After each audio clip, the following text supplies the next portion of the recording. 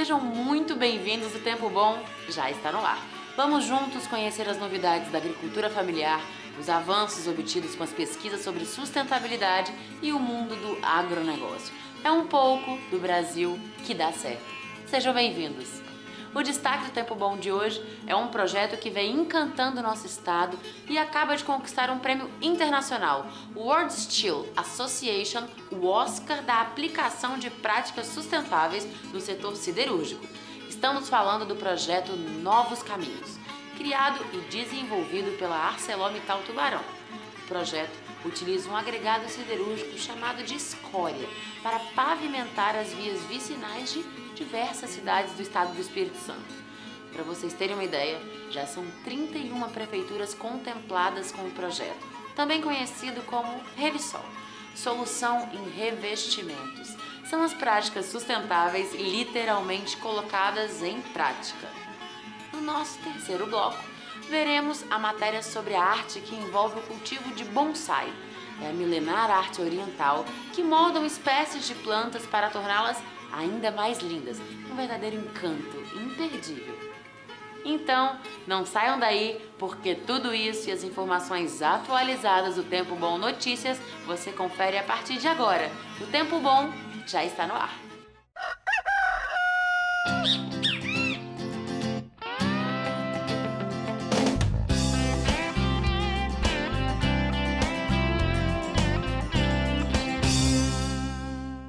Na matéria especial da semana, vamos conhecer esse projeto que vem ajudando muitas cidades e seus moradores das áreas rurais.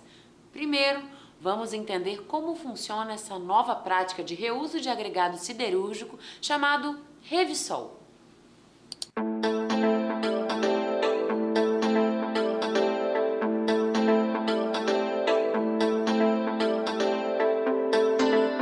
Tudo começou com a ideia inicial de dar um destino adequado a um coproduto originário do processo de produção do aço.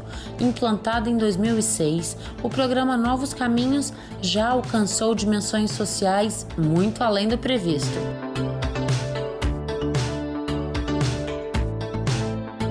Doze anos depois, o programa Revisol, como é mais conhecido, já é uma realidade para mais de 30 municípios do nosso estado.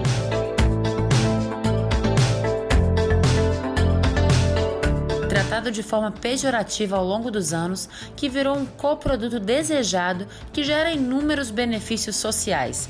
Estamos falando da escória, um produto originário de aciária que vem sendo utilizado para substituir o asfalto tradicional por um revestimento desenvolvido com reaproveitamento do agregado siderúrgico. Nós viemos até o Centro de Educação Ambiental da ArcelorMittal para falar um pouco mais sobre esse produto, o Revisol. Aqui ao meu lado o Ricardo Felipe Teixeira Moreira. Ele é engenheiro mecânico e é especialista de desenvolvimento de coproduto. Ricardo, quando a gente fala em resíduo, subproduto, rejeito, o que vem à mente das pessoas é que seria um produto poluente ou um produto que teria um caráter pejorativo. Não é bem assim, não é? Na verdade, esse é um material que ele surge a partir da transformação de outros elementos existentes na natureza. Perfeito, Alex. Você colocou bem. A preocupação ela sempre existe quando a gente trata, a princípio, de um resíduo siderúrgico. É importante a gente trazer esse conceito porque o resíduo ele surge inerente ao processo de produção de aço. Importante a gente trazer que o processo de produção de aço ele é constituído de elementos naturais. Então, o que acontece é uma transformação onde o que vai ser transformado em aço segue num processo de conformação e o que não é para ser transformado em aço surge então o que a princípio é denominado escória de aciaria. E a gente sabe que esse nome escória, por muitas vezes, ele tem uma conotação um pouco pejorativa, um pouco desconhecida do público e leva a um conceito inicial de algo que seja danoso ao meio ambiente ou à própria saúde humana, algo que a gente vai ver um pouco mais propriedade daqui a pouquinho, que não é nocivo. O importante é a gente trazer que o Revisol é um excelente exemplo de transformação de um resíduo, propriamente dito, em um coproduto. E o que é essa diferença resíduo e coproduto? A partir do momento que você identifica no seu resíduo propriedades, através de pesquisa e desenvolvimento, identifica metodologias de processamento e de aplicação, e passa a identificar nesse, assim agora, produto, um comportamento que vai oferir a ele um desenvolvimento de aplicação, como no caso o Revisol, é a aplicação em revestimento de estradas, né, rurais e urbanas. Ele traz esse benefício aí para as estradas. Então a gente começa a fazer um processamento, ele assume características que a gente tem que fazer um controle tanto dentro da unidade siderúrgica, para que a partir do momento que ele vá ao mercado ou vá à sua aplicação, ele faça então o seu desempenho de forma adequada. Então, inicialmente o que pode ser um resíduo de processo, a partir do momento que ele é controlado e assume uma atitude positiva, ele ganha um caráter de coproduto, que é o caso do Revisol. Essa pesquisa, obviamente, não foi assim tão simples como a explicação. Levou muito tempo, vocês tiveram muita gente debruçada sobre esse problema. Conta um pouco sobre esse processo até chegar nesse produto. O sucesso do programa ele já está há mais de 10 anos, hoje já caminhando para os seus 12 anos de programa. As pesquisas se iniciaram então lá, né, no início do projeto, sempre com unidades parceiras também. A gente tem uma empresa de engenharia rodoviária que nos auxilia, a academia, então a gente tem alguns trabalhos aí com universidades federais, centros de pesquisa também internacionais que a gente pode contribuir dentro do grupo, que vão trazer todo o embasamento acadêmico e científico dessa aplicação. Ricardo Felipe Teixeira Moreira, engenheiro mecânico, que é especialista de desenvolvimento de coproduto da ArcelorMittal. Muito obrigado pelas explicações. Na segunda parte do programa, a gente vai falar um pouco mais sobre a questão ambientalmente sustentável do Revisol. Voltamos ao estúdio. Essa foi apenas a primeira parte. No próximo bloco, vamos ver a aplicação desse agregado e sua utilização na prática. É um instante só. Não saiam daí que a gente já volta.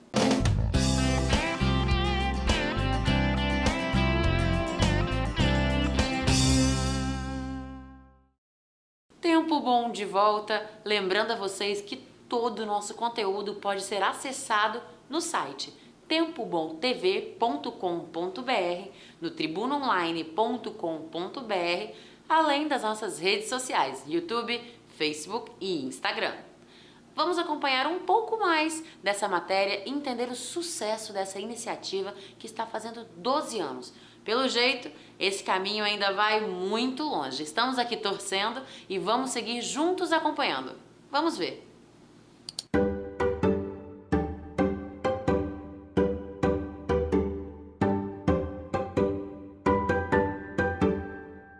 É muito bom saber que trata-se de um produto ambientalmente saudável e que por trás desses resultados positivos existe uma pesquisa científica aprofundada com empresa especializada em engenharia rodoviária, universidade e profissionais altamente qualificados. O resultado desse programa é percebido quando podemos ver a alegria do produtor rural escoando sua produção sem os problemas que encontrava antes.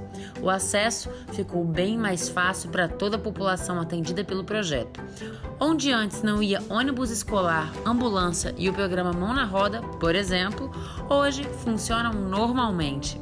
Ir à escola, participar de atividade de lazer e cultura são alguns dos benefícios atendidos prontamente pelo programa Revisol. Literalmente, está sendo garantido o direito de ir e vir para quem precisa. É a responsabilidade social colocada em prática. E com tudo isso, todos ganham. É muito bom saber que o Revisol é um produto inerente e que não causa danos ambientais. Pelo contrário, é um bem mais ecológico que o asfalto, oriundo dos combustíveis fósseis. Sua composição, aliada ao calcário e outros componentes, o torna um cimentante de grande durabilidade e resistência. Para a gente entender o uso do produto Revisol, fomos conversar com o engenheiro ambiental Eduardo Kazuaki Shiramata, um dos responsáveis pelo programa Novos Caminhos. A gente vai continuar falando sobre o Revisol e agora você vai saber por que ele é considerado um produto ambientalmente sustentável. E para explicar isso, detalhar esse assunto, ninguém melhor do que um engenheiro ambiental. Aqui ao meu lado, o Eduardo Shiramata. Ele é especialista de meio ambiente da ArcelorMittal Tubarão. Eduardo, a verdade é que o Revisol então não é um produto poluente, ele não é nocivo à saúde. De forma alguma. O Revisol é um coproduto, né, agregado siderúrgico, passa por um beneficiamento. Ele não é perigoso, né, os laudos de análise de classificação, ele é classificado como um resíduo não perigoso. E como é que se deu o processo de desenvolvimento desse coproduto? O processo de desenvolvimento do Revsol contou, né, com estudos, né, de avaliação de risco à saúde e ao meio ambiente, né, que são feitas normalmente com produtos, né, e elas demonstraram a segurança ambiental e a saúde humana. Quer dizer, é um produto inerte, né? Mas de qualquer forma ele não tinha utilidade. Como é que vocês conseguiram mudar essa realidade? O agregado siderúrgico, ele é utilizado no mundo inteiro, né? Os países desenvolvidos já têm essa cultura, né, de reciclagem, da economia circular. Então, no Brasil, a gente ainda está engatinhando um pouco, né, nessa matéria de reciclagem. Está em fase ainda muito inicial esse processo todo, né? Sim, porém, né, dentro dessa visão, então o Revsol foi desenvolvido justamente visando atender a necessidades locais, né? O agregado siderúrgico é utilizado na indústria rodoviária no mundo todo, porém, no Brasil existe ainda uma quantidade muito grande de vias não asfaltadas, né? Então, o próprio nome Revsol, ele surgiu como uma solução para o revestimento, né? Então, uma solução que possa ser utilizada para pavimentar vias não asfaltadas. E como é que funciona? É aplicar o produto simplesmente? Tem uma química, uma fórmula para se transformar? Como é que é aplicado o Revsol? A composição do Revsol, né, ela é muito semelhante à de rochas naturais, porém com uma característica ela muito rica em calcário, né, originada das suas matérias-primas utilizadas no processo siderúrgico. E ela dá uma característica cimentante a esse material, né, que garante uma qualidade técnica superior dessa aplicação. E aí é aplicado só o Revsol ou tem algum outro produto? Tem que colocar água, mais algum outro produto junto? Então, o processo de desenvolvimento nesse momento foi muito importante, né? Porque foram feitos diversos testes para identificar qual que é a melhor forma desse material ser utilizado. Então, o Revsol como aplicação em revestimento primário, ela é misturada com argila, que pode ser do próprio leito natural, né, da via, e dessa forma ela garante as características de durabilidade, de resistência à carga que é esperada para essa aplicação.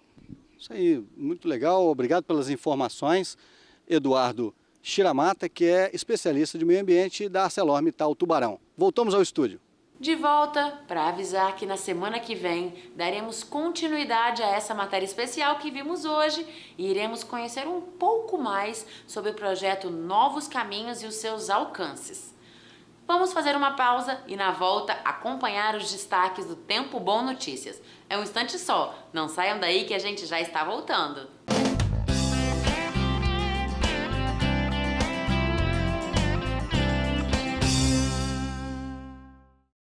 Já estamos de volta e neste terceiro bloco, vocês já sabem, é hora do quadro Tempo Bom Notícias. Vamos conferir os destaques de hoje.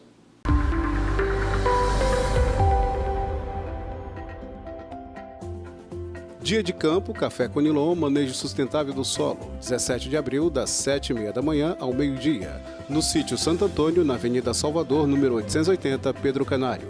Informações pelo telefone 027 3764 1145. Encontro de pecuaristas, opções forrageiras para alimentação de bovinos, dia 19 de abril, das 9 da manhã até as 11 horas. Na Fazenda Experimental Bananal do Norte, na rodovia João Domino Zago, quilômetro 2,5, distrito de Pacotuba, Cachoeiro de Itapemirim.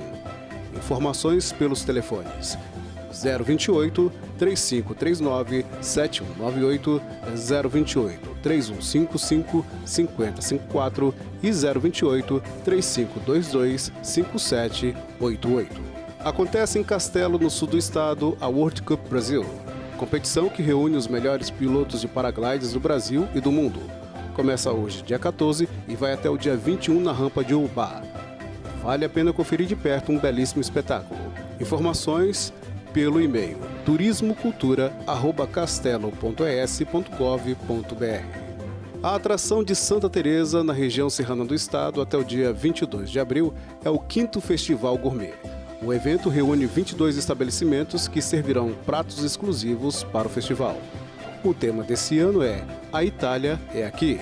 Comemora-se na próxima terça-feira, dia 17, o 131º aniversário de emancipação política da cidade de Santa Leopoldina. São vários os eventos e shows programados. concurso de Rainha das Etnias, exposição de produtos da agroindústria, apresentação da Orquestra de Câmara Preservarte, desfile histórico e shows são algumas das atrações. Informações, confira no site www.santaleopoldina.es.gov.br.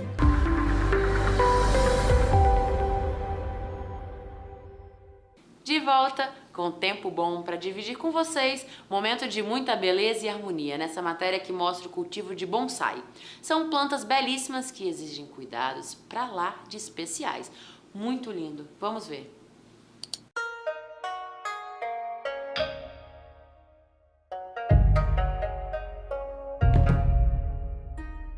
Que tal começar a matéria conhecendo um pouco o que é um bonsai? Termo do japonês que traduzido literalmente quer dizer plantado em bandeja. O bonsai se constitui numa das artes mais completas e, por que não, terapêuticas para os seus cultivadores e admiradores. O bonsai surgiu na China com monges que, quando se deslocavam, passavam 15, 20 anos no mosteiro, quando eram transferidos para outro, queriam levar a miniatura daquele local que eles meditavam ou faziam as leituras. E assim surgiu o bonsai. Em algum momento de colonização, de intercâmbio, de contato com a China e o Japão, os japoneses pegaram a ideia, vamos dizer assim, e começaram a desenvolvê-la. Então, os japoneses é que criaram os estilos, as ferramentas, e os vasos, e mudaram a história do bonsai, definindo mais realmente o que é o bonsai que a gente vê hoje. Um dos objetivos do bonsai é representar a natureza de uma forma minimalista. As árvores podem ser reduzidas sem perder sua beleza e esplendor. Trata-se de conseguir trazer a grandeza da natureza para dentro da sua casa, nos mínimos detalhes. O bonsai, na verdade, a gente pode colocar que a partir de 5 anos, quando ele vai para o vaso definitivo, é que ele se torna um bonsai. A maioria das vezes as pessoas compram, infelizmente, no supermercado, compram em floricultura, às vezes o bonsai de caixinha que a gente fala, e nada mais é do que uma muda sem ter trabalho, sem ter sido pensado o bonsai desde pequeno. Na verdade, o bonsai tem que, às vezes, desde a semente, pensado como bonsai, para que a gente possa ter uma planta realmente depois formada com a característica de árvore. Então, quando você olhar para o bonsai, você tem que lembrar uma árvore grande, uma árvore antiga. Isso é o sentido do bonsai. Técnicas como a amarração, o pinçamento de brotos e o corte de raízes são utilizadas para limitar e redimensionar o crescimento das plantas. Os bonsais mais comuns são mantidos até cerca de 1 metro de altura e várias ferramentas são usadas para moldá-los de acordo com a natureza de cada um. Tesouras, pinças, prendedores, arames, quase uma mini oficina, são necessárias para cuidar e tratar dessas plantas robustas e delicadas ao mesmo tempo. Coisa de artista. Mas ainda assim, todo mundo pode se tornar um bonsaísta. Primeiramente, é preciso amar as plantas. Depois, muita dedicação que vai dar tudo certo. Eu sempre falo, para ter bonsai, você precisa pensar em 3 coisas. Primeiro, tempo. Primeiro, gostar de planta, na verdade. Sem gostar de planta, não adianta ter bonsai. Segundo, tempo, porque você precisa molhar todo dia, às vezes no verão, 2 vezes por dia, e olhar pragas, porque as pragas atacam muito mais fácil uma planta que está no vaso limitado do que uma planta que está no jardim ou no vaso grande. E terceiro, paciência, porque bonsai não se faz de um dia para o outro. Eu tenho plantas aqui de 34, de 20, de 5, quer dizer, você tem uma história, a planta tem uma história que leva para ela. E outra coisa que ajuda os principiantes é que qualquer planta que tenha caule lenhoso e desenvolva galhos pode ser cultivada em um recipiente menor, como um bonsai, desde que tenha os cuidados que cada espécie exige. O mais legal é você começar com plantas nativas nossas, por exemplo, a pitangueira, a jabuticabeira, a buganvília, o ficus. São plantas que a gente indica para iniciante porque não tem aquela questão de mais dificuldade, falta uma água, cai a folha, já morre, são plantas mais resistentes.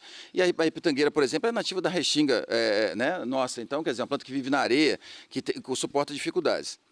Um bonsai pode dar fruta? Sim, claro. Infelizmente hoje eu não tenho aqui nenhum com fruta, mas a pitangueira, a cerola, a jabuticabeira, a amora, todos esses se você plantar e na época certa eles costumam florescem normalmente e frutificam. A única diferença dessa planta para uma árvore normal, uma planta grande, é que ela está limitada no vaso.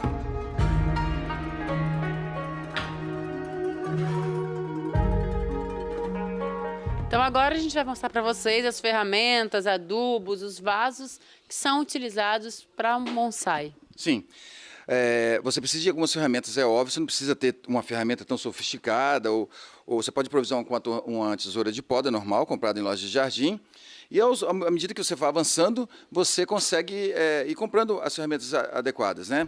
Nós temos aqui o arame, porque o arame precisa para modelar, então eu vou tirar aquela mística que o arame é que faz a planta ficar pequena, não. O arame é simplesmente para você colocar o galho ou o tronco na posição que você deseja. E, inclusive, ele tem que ser retirado de acordo com a planta de forma muito rápida, porque ele estrangula e cria marcas que ficam horríveis no bonsai. Aqui a gente tem o substrato, a gente compõe hoje de caco de telha, e humus, ou caco de telha, terra vegetal. A porcentagem, na maioria das vezes, varia de acordo com a planta. E usa o adubo químico ou o adubo orgânico. Hoje a gente usa mais o adubo orgânico para poder o crescimento ser mais adequado com a forma da planta, né? Qual seria a diferença? O químico, ele dá um impulso, vamos dizer assim, muito grande para a planta. Então as hastes ficam muito compridas, as folhas maiores, né? Então a reação é muito maior, muito rápida e longa, alonga muito a planta. Então isso dificulta você trabalhar plantas. E já a orgânica não, a orgânica ela faz o mesmo efeito, compõe, mantém o verde, e o crescimento não é que seja mais lento, é mais compacto. Vamos conseguir compactar essa planta, então isso fica muito mais fácil. Sem contar que é melhor você trabalhar com adubo orgânico, né? A gente tem os vasos, né? Os vasos do bonsai. Qual a diferença aqui? Eu estou vendo que tem vaso grande, pequeno, redondo. A gente usa o vaso de acordo com a planta. Por exemplo, existem vários estilos. O Kengai e o Hankengai, que são cascata ou semicascata, pedem vasos altos, né? Vasos mais altos para que a planta saia e caia aqui na lateral. Enquanto outras plantas, você pedem vasos menores, que você vai colocar uma planta de acordo com a proporção. Outro detalhe, às vezes a pessoa pergunta por que é raso, por que é fino, né? Então o que acontece? A proporção do vaso é de acordo com o tronco. Se eu tenho um tronco fino, o vaso tem que ser mais raso. Se eu tenho uma planta mais grossa, o vaso pode ser mais alto, mais grosso. Como vimos, o encanto e os segredos da arte do bonsai escondem algumas revelações interessantes. Vocês sabiam, por exemplo, que quando doa um bonsai de presente a alguém, você está desejando uma vida longa? O mesmo acontece com uma carpa. Quando você presenteia alguém com um peixe, você está desejando uma longa amizade. São os detalhes da cultura japonesa que fazem parte do dia a dia dos apaixonados por bonsai.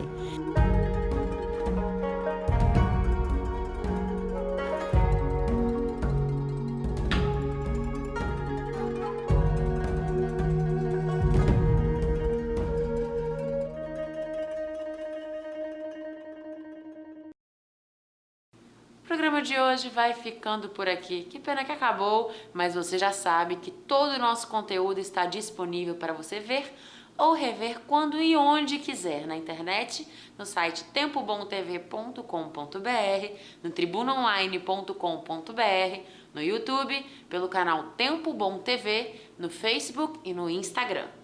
Antes de encerrar, não poderíamos deixar de agradecer ao nosso amigo Alex Pandini, que esteve conosco até aqui, acreditando nesse projeto e contribuindo com seu profissionalismo e competência. Valeu, Alex! Toda a nossa equipe deseja muito sucesso nessa nova jornada. E da nossa parte fica até breve. Muito obrigada a você pela companhia, foi muito bom estar aqui. É uma pena que acabou, mas na semana que vem tem muito mais tempo bom. Um grande beijo, fiquem com Deus e até semana que vem. Tchau, tchau!